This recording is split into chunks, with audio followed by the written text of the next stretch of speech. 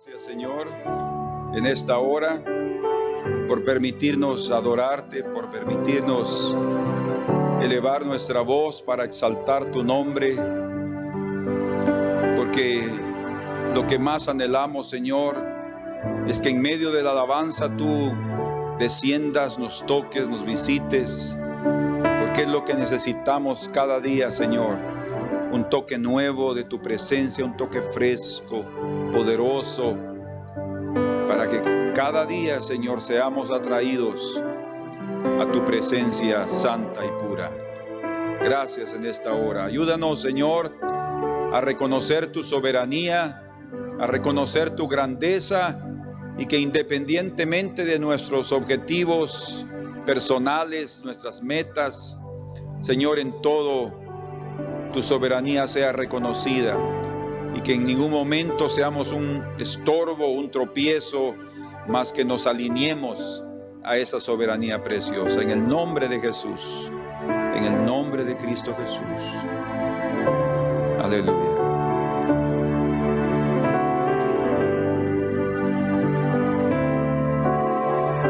Rompe las cadenas de mi espíritu.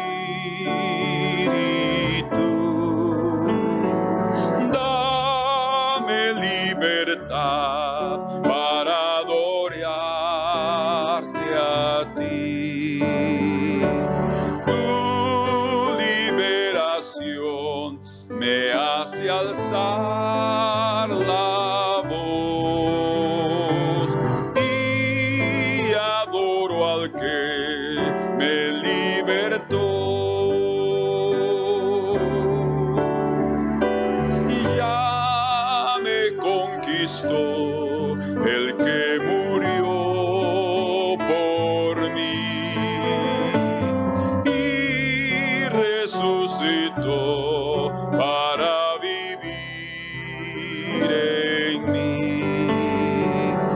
Soberano reina por la eternidad. Sé tú mi Señor, sé tú mi Rey. Rompe las cadenas de mi espíritu. Dame libertad para adorarte a ti. Tu liberación me hace alzar la voz y adoro al que me libertó. Ya me conquistó el que murió por mí y resucitó para vivir en mí. Soberano reina por la eternidad. Sé tú mi Señor, sé tú mi Rey. Soberano reina por la eternidad. Sé tú mi Señor, sé tú mi Rey.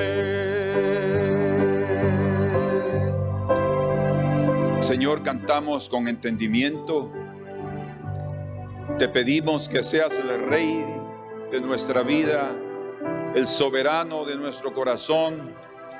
No permitas que hagamos cosas, Señor, que no te agradan, ni si no están dentro de tu voluntad, no lo permitas. Como tú nos enseñaste a orar, Señor, que se haga tu voluntad como en el cielo, así también en la tierra. Vénganos tu reino. Vénganos, establece, Señor, tu voluntad sobre nosotros, y que no haya nadie, Señor, que discuta tus palabras, mas que las obedezcamos, Señor. Danos un corazón sensible para responder. Quita toda dureza de corazón, te lo pedimos. En el nombre precioso de Jesús. Aleluya. Cantemos otra vez, soberano. Soberano reina por la eternidad. Sé tú mi Señor, sé tú mi Rey.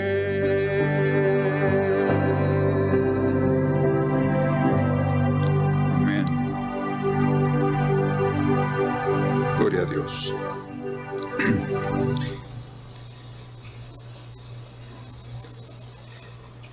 Bueno, aprovechando nuestro tiempo, vamos a repetir el concepto sobre el determinismo. Determinismo va como base la determinación, ¿verdad? Y el determinismo, como mencionamos, es un principio filosófico, según ustedes pueden encontrarlo, la definición en cualquier diccionario, en español. Es un principio filosófico sobre el cual, o según el cual, todo en el universo, todo, hasta la voluntad humana, está sometido a leyes necesarias e inmutables, de tal forma que el comportamiento humano está totalmente predeterminado por la naturaleza. Y el sentimiento de libertad no pasa de una ilusión subjetiva. Pues, primero, es una definición increíble, muy completa en relación al pensamiento lógico, pero no es correcto. Bíblicamente, ese principio no es correcto, porque desde todo punto de vista, a pesar de que el Señor es soberano y todo el universo, y Él ha hecho un plan y Él ha determinado cosas, aunque Él nos dio el privilegio de entrar a ser parte de su plan, eso no significa que cada uno de nosotros está condicionado a hacer por fuerza hasta lo que es malo para nosotros definitivamente. No, el Señor nos ha dado a cada uno de nosotros la inclinación tanto para el bien como para el mal. Cada uno tenemos, por debido al libre arbitrio que Él nos ha dado, al libre albedrío que Él nos ha dado, también la responsabilidad, no solo los derechos de querer vivir nuestra vida como nosotros querramos, porque es lo que la mayoría reclamamos, que queremos tener la libertad, ¿verdad? Creo que la mayoría de seres humanos no sabemos manejar la libertad. Sin embargo, Él nos ha dado ese derecho, pero también nos ha dado la responsabilidad de nuestros actos, de nuestras decisiones. Por eso es que la obstinación y la intransigencia de Faraón, como hablamos, del rey de Egipto, en los días cuando el pueblo de Israel salió de esa nación, hace aproximadamente unos 3.500 años, el Señor mostró claramente que la dureza del corazón de Faraón fue utilizada como un vaso de ira para que el poder de Dios fuera exaltado y sus milagros y sus maravillas y las plagas sobre Egipto cayeran. Lo que da a entender es todo ese periodo en el cual vemos la libertación del pueblo de Israel, es que las plagas hubieran sido menos si Faraón hubiera entendido desde la primera o la segunda. Nosotros todos podemos tener cierto sentido, o mejor dicho, cierto grado de obstinación. De hecho, no es propiamente hasta voluntario, porque muchas veces en el principio, cuando el Señor está mostrándonos su plan para nosotros, no lo entendemos.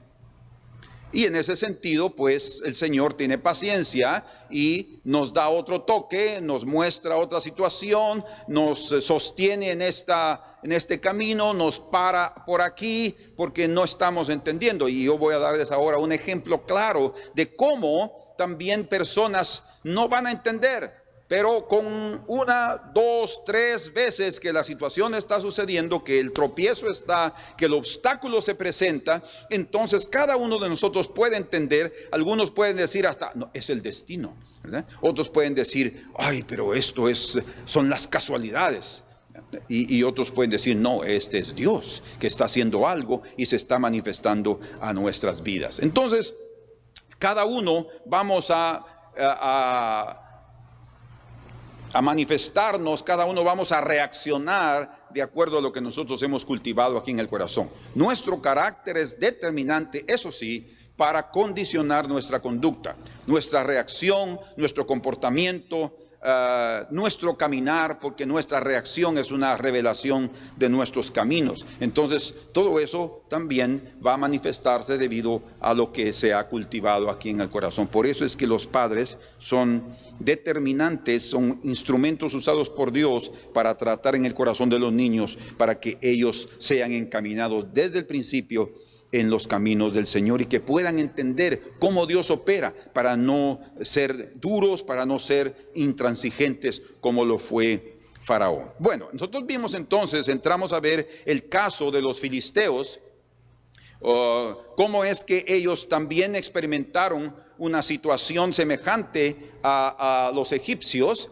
porque ellos entraron a una guerra contra Israel. Y como Israel no estaba caminando bien con el Señor en los días de Elí y de sus hijos, entonces el arca, ya sabemos y lo oímos, fue tomada y fue llevada como un trofeo a la casa de su dios Dagón. Ella fue colocada ahí enfrente del dios Dagón, como diciendo, aquí te entregamos esta ofrenda por la gran victoria que tú nos has dado. Ese ídolo inerte, mudo, ciego e inútil, es lo que se dice en la Escritura hablando de los ídolos. Y es triste pensar que hay personas que todavía pueden tener confianza en ídolos o en imágenes, porque no hay absolutamente nada de vida, sino solo de muerte en ese tipo de idolatría.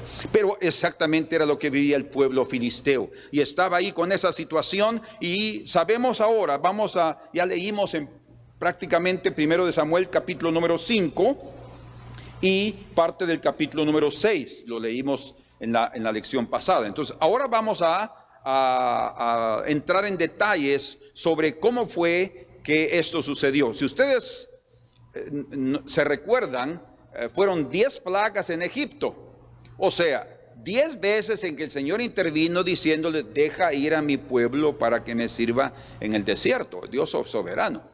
Él decide, yo lo voy a llevar, yo he venido a rescatarlo. Imagínense ustedes, el Dios Todopoderoso, obviamente a través de Moisés lo está haciendo, pero la dureza del corazón de Faraón no puede. Y además él dijo, ¿y quién es Jehová para que yo crea en él? O sea, era un rey que no tenía ni conocimiento de ese Dios del pueblo de Israel. Eran sus dioses. Imagínense en Egipto cuántos dioses no habían en esa mitología faraónica o egipcia, ¿verdad? Entonces,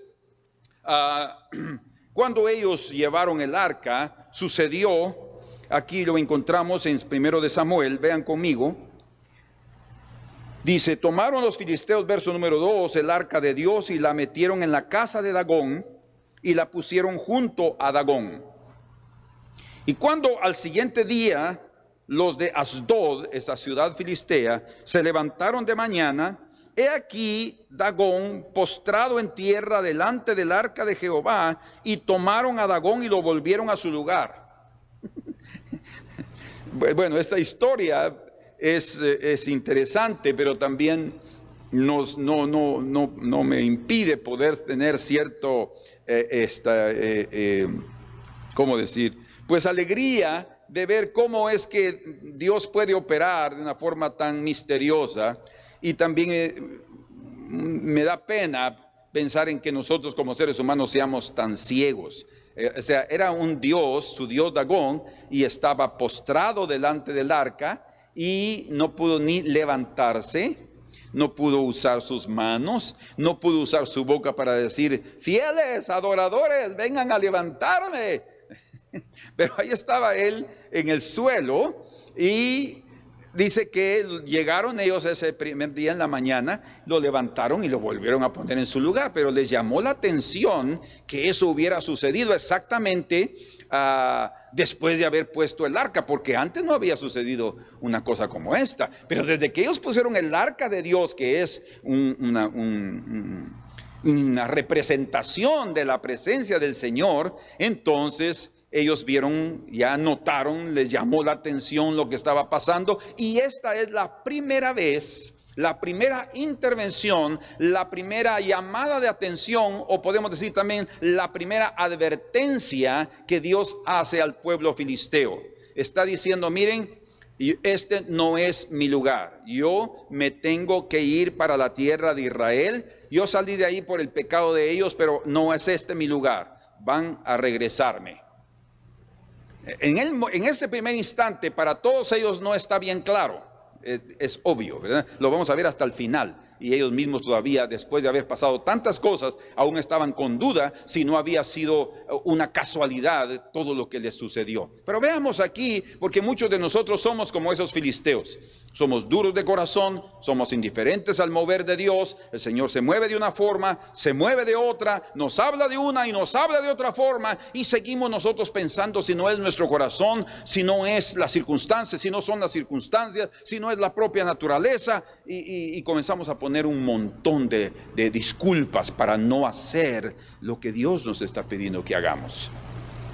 Entonces aquí él comenzó levemente a moverse en medio de los filisteos. Luego dice en el verso número 4, y volviéndose a levantar de mañana el siguiente día, segundo día, he aquí que Dagón había caído, otra vez estaba postrado, como en símbolo de adoración, de rendición. Él sí estaba, por eso es que llamamos a esto la lección de Dagón. Un ídolo no puede darnos una lección, pero lo que estamos mostrando aquí es que el propio ídolo, digámoslo de esa manera, les está diciendo a ellos lo que deben hacer, rendirse delante de ese Dios todopoderoso, único en la tierra, y que deben postrarse delante de él. Como no entendieron, entonces el siguiente día el dios Dagón, ese ídolo, está caído en tierra delante del arca, y dice en el verso 4, y la cabeza de Dagón y las dos palmas de sus manos estaban cortadas sobre el umbral, habiéndole quedado a Dagón solamente el tronco. O sea, esta parte de aquí para abajo. Las manos, las palmas y la cabeza estaban cortadas, caídas ahí. Entonces esta fue la segunda advertencia a través de la cual el Señor estaba diciéndole al pueblo de los filisteos que debían dejar ir el arca a su tierra. El Señor había cortado la cabeza, está hablando del lugar de la autoridad, había cortado las manos, que nos hablan de nuestras obras, que ellos no iban a prosperar, que no iban y no estaban entendiendo el mensaje, y aquí el Señor fue un poco más severo. Él desmembró ese ídolo. Primero fue levemente, tuvo un poco de sentido de humor, y después les desmembró el ídolo. Entonces ellos ya estaban asustados, no sabemos realmente qué fue lo que pasó después. Simplemente dice en el verso 15, por esta causa los sacerdotes de Dagón y todos los que entran en el templo de Dagón no pisan el umbral de Dagón en Asdod hasta hoy. No está registrado que ellos remendaron el ídolo, probablemente le pegaron la cabeza, le pegaron las manos y lo volvieron otra vez a colocar en su lugar. Bueno, en fin, ahí está otra vez el ídolo, pero ellos van a tener que sacar el arca de ahí, porque si no, les va a hacer desaparecer el ídolo, lo va a convertir en cenizas la próxima ocasión. Ustedes pueden percibir que ellos ya estaban entendiendo que algo está sucediendo y que ellos necesitan hacer algo. Y entonces dice en el verso número 6, y se agravó la mano de Jehová sobre los de Asdod y les destruyó y los hirió con tumores en Asdod y en todo su territorio. Ahora encontramos la tercera oposición y la tercera intervención divina, como sucedió con Faraón, ¿verdad? Ahora está también diciéndoles que miren, ellos comenzaron a ver los tumores, enfermedades, úlceras, comenzaron a sentir hemorroides, dice también la escritura, que ellos comenzaron a tener y comenzaron a decir, ¿y ahora qué va a pasar? ¿Verdad? ¿Qué está sucediendo? Y comenzaron a realmente asociar todo lo que estaba sucediendo en medio de ellos por tener el arca en el lugar que no debía estar, porque el arca debería estar en la tierra de Israel. O sea, lo que les estaba diciendo es, devuélvanla. Y verso 7, y viendo esto los de Asdod, dijeron, dice aquí, dijeron, no quede con nosotros el arca del Dios de Israel, porque su mano es dura sobre nosotros y sobre nuestro Dios Dagón.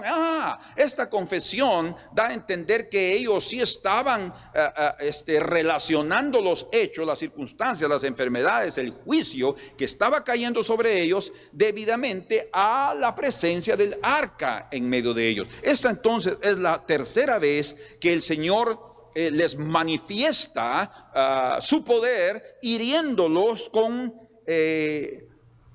tumores a los adoradores de ese ídolo. Entonces ya ellos ya están con miedo, están viendo que no pueden más continuar con esa arca. Y dice, no quede con nosotros el arca de Dios. Verso número 8, convocaron pues a todos los príncipes de los filisteos, que eran 5, y les dijeron, ¿qué haremos del arca del Dios de Israel? Y ellos respondieron, todavía con muy poca sabiduría y no entendiendo todavía lo que debían hacer, pásese el arca de Dios de Israel a Gat, otra ciudad filistea, y pasaron allá el arca del Dios de Israel, y allá la llevaron. Y dice, y aconteció que cuando la habían pasado, la mano de Jehová estuvo contra la ciudad con gran quebrantamiento, y afligió a los hombres de aquella ciudad, desde el chico hasta el grande, desde los niños hasta los adultos, y se llenaron de tumores. Wow, la situación era grave.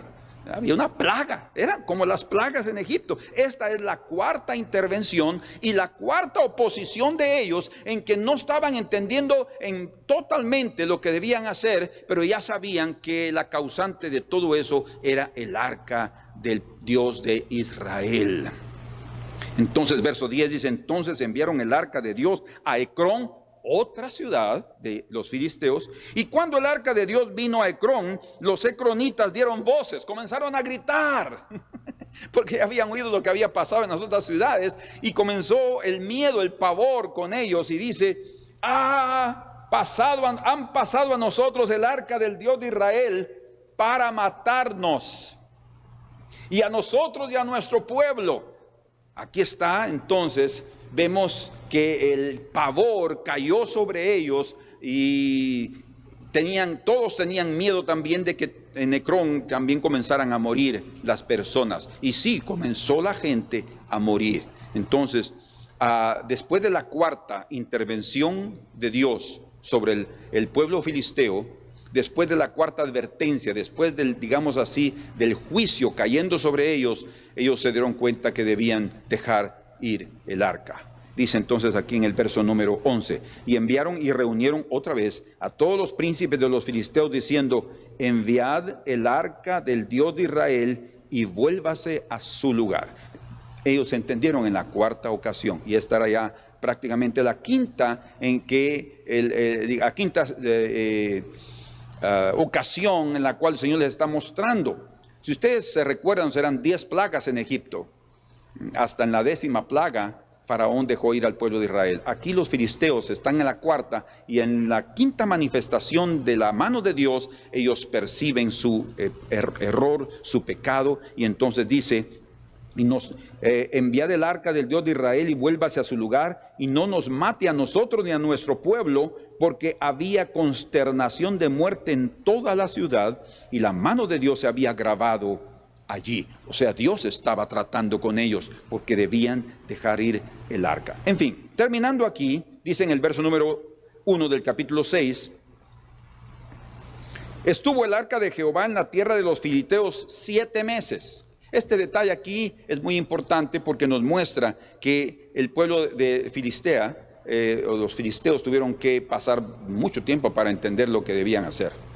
7 meses, en todo lo que estaba pasando, 7 meses, pero ellos estaban renuentes, o no estaban entendiendo, o estaban haciéndose los papos, o sea, estaban haciéndose los tontos, y ahí va la situación. Entonces dice, entonces los filisteos llamando otra vez ahora llamaron a los sacerdotes y adivinos y preguntaron, ¿qué haremos del arca de Jehová? Hacernos saber de qué manera, ya estaban seguros qué debían hacer, ahora de qué manera debemos devolver y enviar a su lugar. Ellos dijeron, si enviáis el arca del Dios de Israel, no la enviéis vacía, sino pagadle la expiación, entonces seréis sanos y conoceréis por qué no se apartó de vosotros su mano. O sea, los sacerdotes y adivinos estaban hasta ellos mismos como Balaam, siendo usados para decirles, esto ha venido por causa de que el arca está aquí y porque ustedes no pueden tenerla, así como el Espíritu Santo no puede entrar en personas inconversas, porque no son obedientes, porque no se han arrepentido, porque no son creyentes. Entonces, así de igual manera, el arca no puede estar en un lugar donde solo hay incrédulos y donde hay idolatría, porque va a venir juicio sobre ese lugar. Y así sucedió. Entonces dice en el verso número 6, ¿por qué endurecéis vuestro corazón como los egipcios y Faraón endurecieron su corazón? Imagínense ahora cómo es que ellos están entendiendo, después de muchos años de que había habido esa experiencia del pueblo de Israel saliendo de Egipto, toda la nación de Canaán y los filisteos formando parte de ella, conocían de esa historia, conocían de ese evento, conocían de ese portento divino, y ellos estaban ahora experimentando en su propia piel lo que significa ser contrario a los caminos de Dios. Pero ellos fueron más sensatos que los egipcios, porque después de la 4ª vez ellos decidieron dejar ir al arca a su lugar. Pero vean lo que sucedió.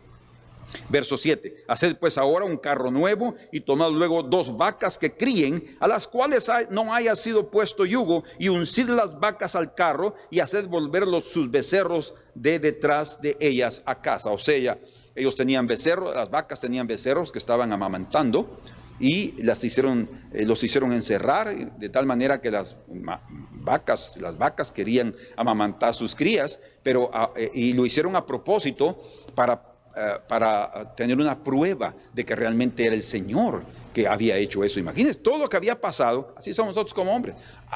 Todo lo que había sucedido, la enfermedad, el Dios siendo destruido, las obras de sus manos, la falta de entendimiento, la autoridad de sus vidas siendo menguada, disminuida o prácticamente avergonzada en el suelo. Y ahora, después de que se van a libertad, como Faraón, cuando se acababa el juicio, porque Moisés oraba y entonces acababa la plaga que había caído, entonces dice que él endurecía su corazón otra vez, no los dejo ir. Y así es, y nosotros somos así también. El Señor trata con nosotros y nosotros decimos, ay Señor, perdóname, Señor, ya no lo vuelvo a hacer, ahora sí Señor. Y después todo se calma, salimos del hospital, vamos otra vez a nuestra casa, volvemos a trabajar, nos sentimos fuertes otra vez y ahí volvemos a nuestro camino personal. Y ahí estamos otra vez haciendo lo que nosotros siempre hemos querido hacer. Y ahí estamos en contra del camino. Entonces Dios otra vez. Así es la vida humana. Dios es soberano y nosotros somos libres de hacer lo que nosotros queramos. Pero la responsabilidad también es nuestra. No hay una cuestión de decir, no, pero Dios determinó que yo sea destruido. No, nadie puede decir eso. La destrucción va a venir, porque cada uno de nosotros cosecha lo que siembra, pero algo que es determinante es el arrepentimiento. Esa nación no fue más destruida y no fue totalmente destruida. Hasta el día de hoy tenemos a los filisteos en Canaán, en la tierra, en Palestina, teniendo problemas todavía con Israel, porque no fueron destruidos. Es más, Egipto también todavía está ahí. Y dice aquí, verso 8, tomaréis luego el arca de Jehová y la pondréis sobre el carro, y las joyas de oro que habéis de pagar en ofrenda por la culpa de haberse llevado el arca, y las pondréis en una caja al lado de ella, y la dejaréis que se vaya. Y escuchen, y observaréis, si sube por el camino de su tierra a Bet-Semes, de su tierra, la tierra de Israel, Bet-Semes era la frontera, y dice, Él nos ha hecho este mal tan grande. Si no, ¿verdad? Fíjense. Él nos ha hecho este mal tan grande. Y si no se va por ahí, y ellos lo hicieron a propósito, por eso es que agarraron esas vacas que estaban criando para que ellas no estuvieran dispuestas a caminar. Si ellas caminaban derecho a Bet-Semes era porque estaban siendo obligadas a caminar. De hecho, las propias vacas dice que iban mugiendo. Dice aquí, oigan, dice, aquellos hombres lo hicieron así, tomando las 2 vacas que criaban, las uncieron al carro y encerraron en casa sus becerros. Luego pusieron el arca de Jehová sobre el carro y la caja con los ratones de oro y las figuras de sus tumores. Y las vacas se encaminaron por el camino de Bet-Semes, lo que ellos no querían, pero el Señor quería mostrarles que Él estuvo ahí. Y seguían camino recto, andando y bramando. Ahí van ellas bramando. ¿Por qué? Porque ellas no querían ir por ese camino, pero fueron llevadas.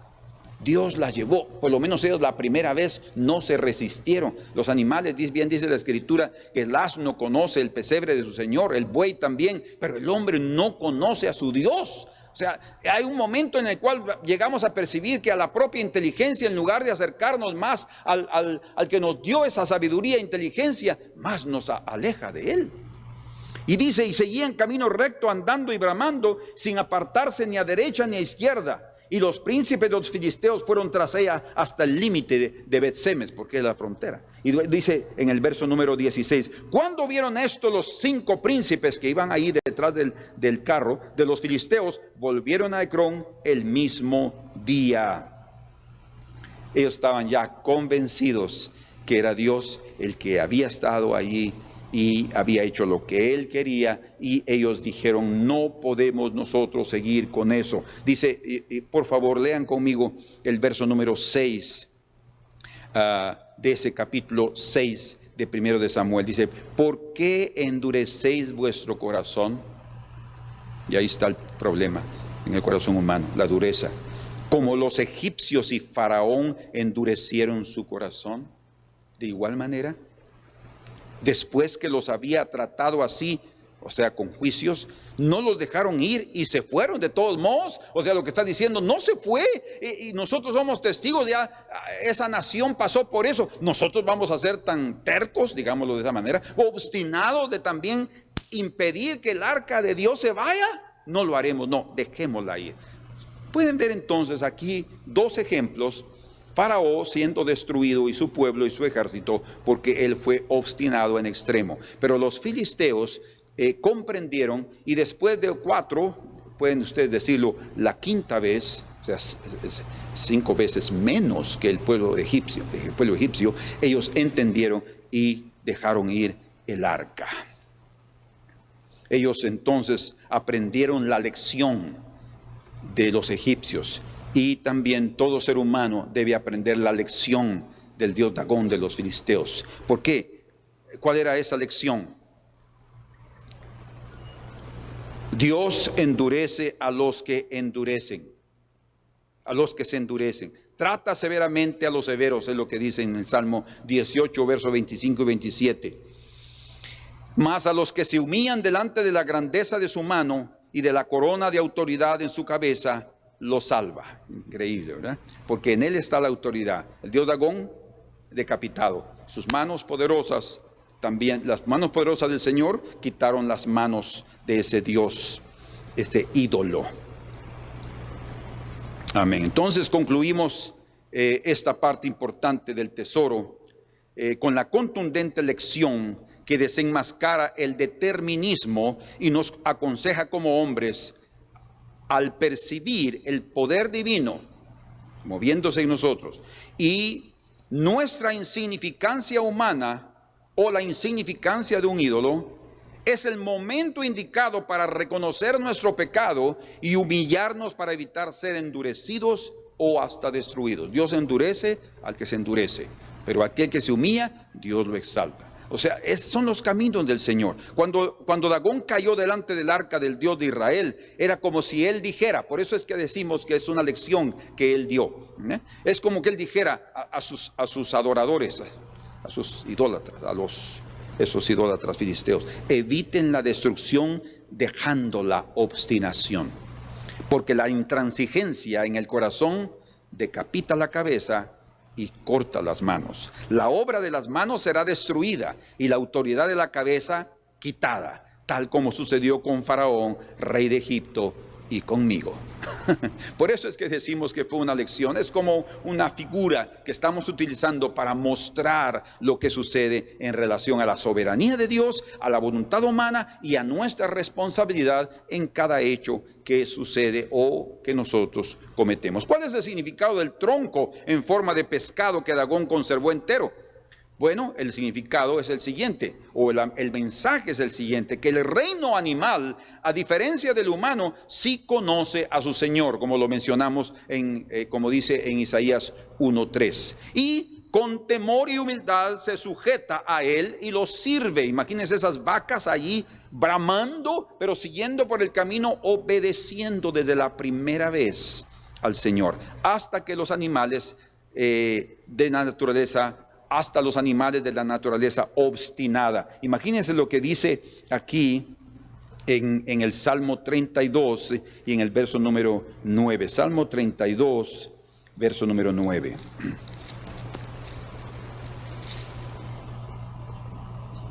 No seas como el caballo o como el mulo sin entendimiento, que han de ser sujetados con cabresto y con freno, porque si no, no se acercan a ti.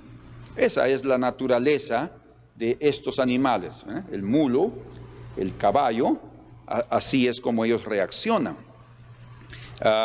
Sin embargo, ellos también conocen quién es su dueño, y ahí hay una gran diferencia, como lo que sucedió con Balaán y su mula.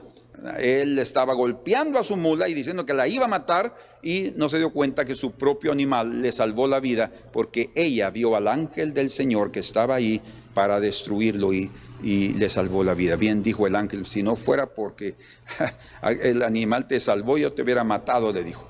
Y Balaam otra vez es una figura de un instrumento mostrando cómo la obstinación humana puede llegar a niveles tan terribles. Dios da gracia a los humildes porque perciben la grandeza divina y ven su propia pequeñez. Por último, antes de terminar, yo quisiera compartir con ustedes, me gustaría recordarles sobre la necesidad de ver las preguntas. Aprovechen el tiempo, un tiempo específico de la semana, para tomar unos minutos y poder estudiar las preguntas. Como dice aquí la pregunta número 54. Faraón se endureció porque no tenía otra opción delante de la determinación divina. Es una pregunta. O sea, sabemos ya de hecho que no fue así. Dios lo endureció porque Él se endureció, pero cada situación fue Él responsable y por eso Él fue destruido. Entonces, yo quisiera tocarles ahora sobre la situación y la experiencia del propio Judas. ¿Cómo es que Judas, un apóstol de Jesucristo, también experimentó algo semejante, y nosotros podemos recordar de la triste experiencia de este hombre? Cómo él fue llamado a ser apóstol, cómo fue llamado a ser parte de los 12, los más cercanos al Señor, y él cometió una vileza al entregar, al traicionar a su maestro. Pero vamos a considerar cómo es que ese principio supuestamente del determinismo no es verdadero, exactamente porque la propia vida de Judas y lo que él experimentó y dijo e hizo nos mostrará claramente. Entonces, Marcos capítulo 14, vamos a juntos a ir ahí. Marcos 14, versículo número 21.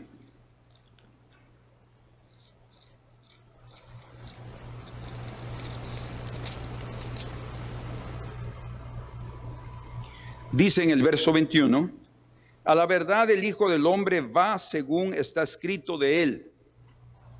Oigan, hay algo escrito. Vamos a aprender aquí cosas muy importantes. Mas ay de aquel hombre por quien el Hijo del Hombre es entregado. Un hombre entregando al Hijo del Hombre. Bueno le fuera a ese hombre no haber nacido. Esta es una manera de cómo expresar su pena, de cómo expresar su pena, su dolor por ese hombre. No crean que el Señor está diciendo que ese Judas se va a ir al infierno y ahí va a ser destruido porque me traicionó. No, ese no es el espíritu de Dios. Tampoco fue el espíritu de Cristo que se manifestó en carne, el Dios de los cielos. Cuando Él está diciendo, ay de aquel, es una lamentación. Quiero que lean otro verso para que ustedes comprendan lo que estoy tratando de expresarles. Aquí en Juan capítulo número 13, ellos están aquí, Jesús lava los pies de los discípulos. Eso sucede la noche en que Él fue preso, donde fue arrestado. Y dice allí en Juan 13, en el versículo 21, cuando ellos están en la cena, dice, habiendo dicho Jesús esto, se conmovió en espíritu, fíjense, y declaró y dijo, de cierto os digo, que uno de vosotros me va a entregar. ¿Por qué Él se conmovió en espíritu? ¿Porque Él estaba teniendo compasión de sí mismo? No, Él no tuvo compasión de sí mismo. Él estaba dispuesto a ir adelante con el plan de Dios a pesar del dolor de su corazón, no por el miedo de la cruz, no por el miedo de morir, porque Él ya sabía que Él iba a resucitar. No, Él estaba realmente conmovido en espíritu por la vida de aquel hombre. De cierto os digo que uno de vosotros me va a entregar, pero Él estaba conmovido. Por eso es que leemos en Marcos 14:21, diciendo allí, ay de aquel hombre. El Señor se conmovió por lo que Judas hizo. El Señor lamentó la vida de Judas, porque sí, él estaba traicionando a su maestro. El Señor se conmovió no solo por el hecho de la traición en sí, sino principalmente por el juicio que vendría sobre su vida y por las decisiones incorrectas que Judas había tomado, y que no hay duda que muchas veces el Señor le advirtió y le dio palabra para que él abandonara ese camino, pero él no lo hizo. Quisiera ver con ustedes aquí siempre en Marcos, en su capítulo 14,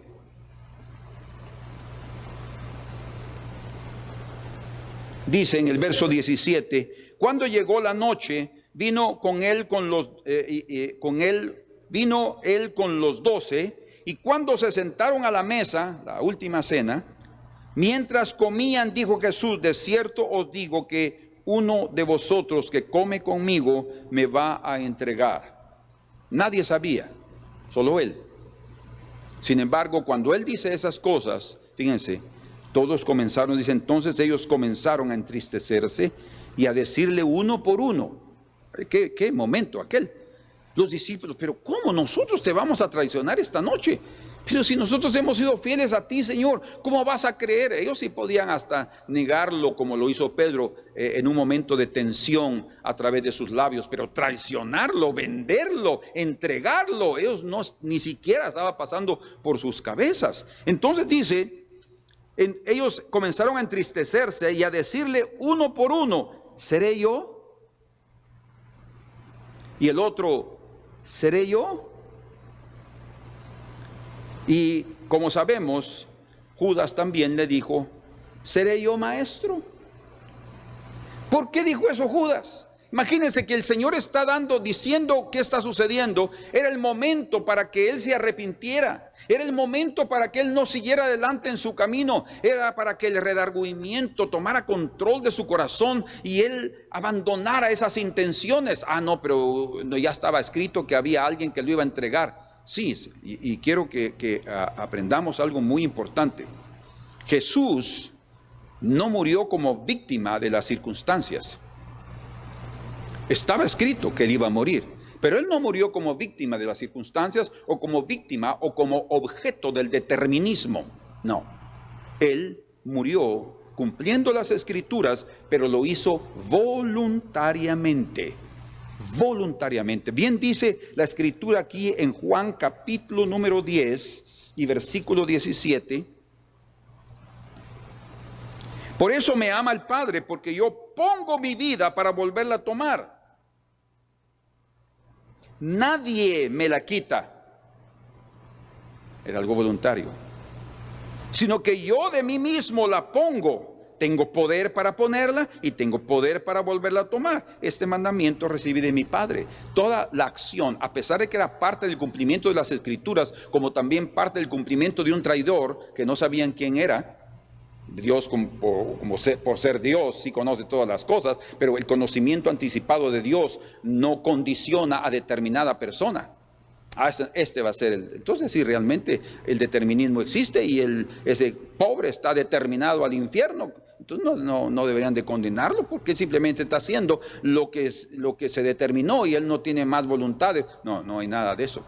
Cada uno de nosotros va a decidir. Vean lo que sucedió. Entonces aquí vamos a ver cómo es también que Judas también cumplió las escrituras y él también lo hizo voluntariamente. O sea, él no estaba siendo simplemente influenciado por el abismo. Él estaba siendo influenciado, sí, pero él estaba inclinado hacia ese camino. ¿Por qué? Porque había una gran debilidad en su corazón: la codicia, el amor al dinero. Entonces, cuando el Señor Jesucristo dijo, ay de aquel hombre, hay tres cosas que él revela. Primera, él confirma la culpa y la responsabilidad de Judas. O sea, del hombre y sus actos. Ay de aquel hombre.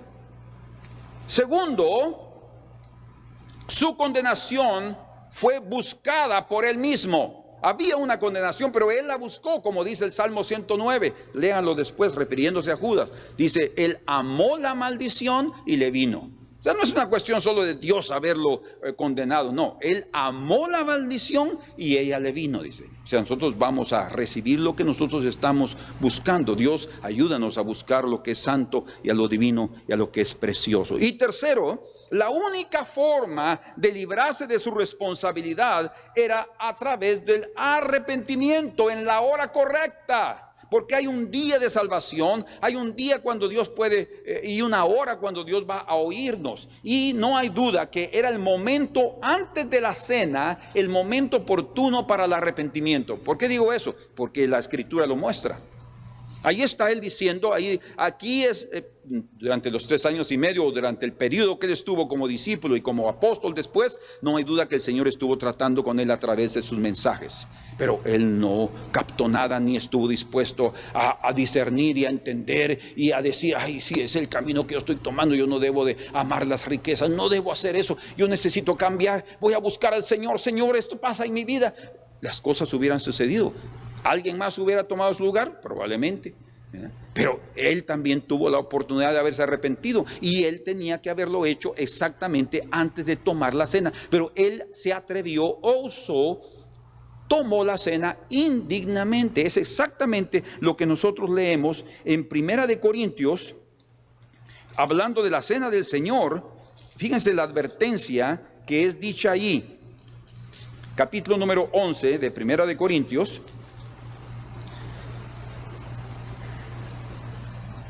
Dice, porque es preciso que entre vosotros, verso 19, haya disensiones para que se hagan manifiestos entre vosotros los que son aprobados. Increíble, ¿verdad? Es necesario que vengan tropiezos. Ay de aquel por quien vienen los tropiezos. Eso no solamente Judas tuvo ese problema. Hay mucha gente que podríamos en un momento determinado manifestar ciertas cosas que no son buenas ni agradables. Cuando pues os reunís vosotros, esto no es comer la cena del Señor, porque al comer cada uno se adelanta a tomar su propia cena, y uno tiene hambre y otro se embriaga. Entonces dice, pues ¿qué? ¿No tenéis casas en que comáis y bebáis? ¿O menospreciáis la iglesia de Dios, el cuerpo de Cristo, y avergonzáis a los que no tienen nada? ¿Qué os diré? ¿Os alabaré? En esto no os alabo. Ahora dice aquí, hablando de la cena del Señor, en el verso 23, inmediatamente dice, porque yo recibí lo que también os he enseñado, y viene él y enseña esa parte a los corintios. Pero entonces dice en el verso número 27, que es lo que se debería de leer a toda iglesia cada vez o antes que vamos a tener la cena. Dice, de manera que cualquiera que comiere este pan y bebiere esta copa del Señor indignamente, será culpado del cuerpo y de la sangre del Señor. Judas comió el pan y bebió de la copa, sin arrepentirse. Eso es tomarlo indignamente. Cualquier corazón debe limpiar a través del arrepentimiento su alma, su corazón. Debe analizar, debe escudriñar, debe examinar su corazón. Dice exactamente aquí, verso 28, por tanto, pruébese, examínese, cada uno a sí mismo, y coma así del pan y beba de la copa. Examinándonos y arrepintiéndonos no hay ningún problema, pero si nosotros no nos arrepentimos y lo tomamos indiferentemente, y esa fue toda la cuestión, él dice, seré yo maestro, pero no había ningún tipo de arrepentimiento ahí. Usted puede decir, pero yo me recuerdo, hermano, que él después fue a tirar las monedas y dijo, yo me arrepiento, me he entregado a sangre inocente, y allá tú, le dijeron ellos. Y él se ahorcó. No, él no entró a un arrepentimiento ahí, ya era demasiado tarde. Hay un tiempo oportuno cuando eso debe hacerse, no ser indiferentes como Judas lo fue. Dice, porque el que come, verso 29, y bebe indignamente sin discernir el cuerpo del Señor, o sea, en nuestro caso hoy, el cuerpo del Señor son todos los hermanos. Nosotros debemos de tener comunión con ellos. No debemos de comer el cuerpo de Cristo indiferentemente, peleando con fulano, peleando con Beltrano o peleando con Mengano, y nosotros ahí estamos sintiéndonos como que estamos muy dignos. No, debemos de solucionar las cosas. No debe haber nada de rencor, de resentimientos en el corazón, o de peleas o de contiendas con alguien más, de ninguna manera, porque eso es no discernir el cuerpo del Señor. El Señor está en medio de nosotros y tenemos que vivir bien. Dice, por lo cual, verso 30, hay muchos enfermos y debilitados entre vosotros, imagínense espiritualmente, y muchos duermen. Ya han muerto, es lo que quiere decir la palabra duermen ahí. Y dice, si pues nos examinásemos a nosotros mismos, no seríamos juzgados. Entonces es necesario el examen, el escrutinio, la prueba en el corazón. ¿Cómo estoy? Yo necesito arrepentirme de cosas que que han sucedido en mi vida y que yo he guardado alguna cosita en el corazón. Si lo necesito, debo hacerlo inmediatamente. En el caso de Judas, él tuvo prácticamente una total obstinación. Primero, él planeó la traición. O sea, hubo una premeditación del delito. Segundo, él concordó en entregarlo a los enemigos. Él fue a buscarlos y les dice, ¿qué me van a dar si yo lo entrego? Y él dijo, pues te daremos 30 monedas de plata. Él cambió su fidelidad por unas 30 moneditas de plata que después ni siquiera las disfrutó. Aceptó las 30 monedas. Tercero. Cuarto, continuó a pesar de la advertencia de Jesús ya antes de la cena. Por eso dice, aquel que come pan conmigo es el que me traiciona. Y él le entregó y le dio el bocado a Judas, y Judas comió. Y dice la escritura en Juan 13 que después de que el bocado entró en Judas, Satanás también entró en él. Si ustedes se dan cuenta, entonces hubo una abertura del corazón, del espíritu, del alma de Judas, para que la influencia del enemigo entrara a él y tomara control de su vida. Entonces el autoexamen debe ser hecho en nuestra vida cada vez que nosotros estamos delante del Señor. Debemos siempre examinarnos, y no hay duda que una de las cosas más preciosas, uno de los dones más preciosos que Dios ha dado al hombre es el arrepentimiento. No llevemos la contraria delante del Señor. Entonces, cuando decimos que Jesús murió no como víctima de las escrituras, ni de como víctima de las circunstancias o del determinismo, Él sí murió para cumplir las escrituras, pero lo hizo voluntariamente. Eso indica claramente que ni la predestinación, lo que está dicho con anticipación, ni la profecía anulan la responsabilidad humana. Ninguno de nosotros va a quedarse impune en relación a lo que nosotros hacemos y decimos. Por eso es la necesidad de que tengamos un corazón limpio siempre, y que escudriñemos nuestros corazones, y el Señor siempre nos dará oportunidad a que así sea. Dios es un Dios soberano. Dios es el que gobierna. Por eso el Señor le enseñó a sus discípulos a orar, y nosotros también debemos hacerlo. Padre nuestro que estás en los cielos, dice, santificado sea tu nombre, vénganos tu reino. Eso es cuando, de aquí a cuando Él va a venir en su segunda venida, no, hoy. Vénganos tu reino y hágase tu voluntad como en el cielo, así también en la tierra. Y podemos decir, así también en mi corazón, que se haga tu voluntad. No porque Él quiera establecer su voluntad. No, ya hemos aprendido, debido a la perfección divina, su voluntad es lo mejor para cada uno de nosotros. Él no está tratando de satisfacer sus egoísmos divinos, no existe eso.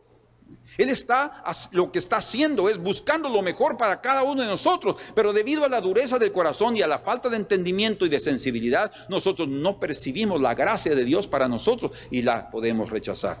Dios nos ayude para que cada uno tengamos un corazón sensible y respondamos cada vez que Él nos dirige, nos da una palmadita en el hombro diciendo, es por aquí el camino. Cuando oigamos la voz del Espíritu diciendo, este es el buen camino, andad por él, nosotros andemos por él y vamos a ser bendecidos. Y a pesar de nuestros errores, de nuestros pecados, el arrepentimiento y el corregir nuestro camino va a colocarnos en la senda de su voluntad preciosa. Señor, muchas gracias en esta hora por concedernos el privilegio de estudiar tu palabra, de ayudarnos a entender, Señor.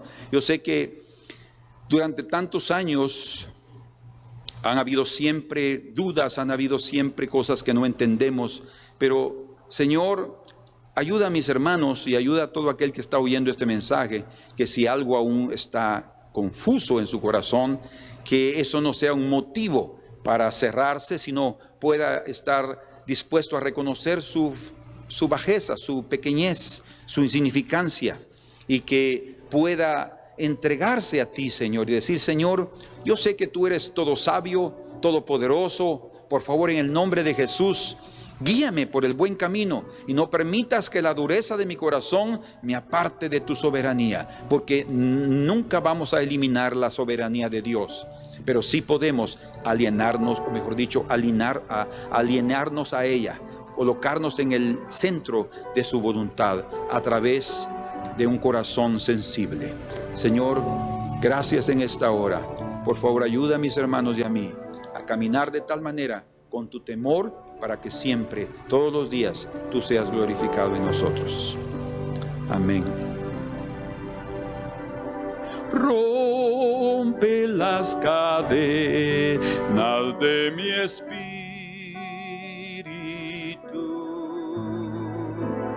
Dame libertad para adorarte a ti. Tu liberación me hace alzar la voz y adoro al que me libertó. Ya me conquistó el que murió por mí y resucitó para vivir en mí. Soberano reina por la eternidad. Sé tú mi Señor, sé tú mi Rey. Ya me conquistó el que murió por mí y resucitó para vivir en mí. Soberano reina por la eternidad. Sé tú mi Señor, sé tú mi Rey. Soberano reina por la eternidad. Sé tú mi Señor, sé tú mi Rey. Amén. Que ese soberano precioso reine en nuestras vidas, y cuando el Espíritu nos diga para aquí, vamos a parar. Si el Espíritu nos dice habla aquí, vamos a hablar, y que la obediencia sea algo que sea de alabanza para el Señor, que Él se agrade de nosotros en cada cosa que hagamos. Amén. Dios los bendiga. Nos vemos, si Dios lo permite, el próximo miércoles.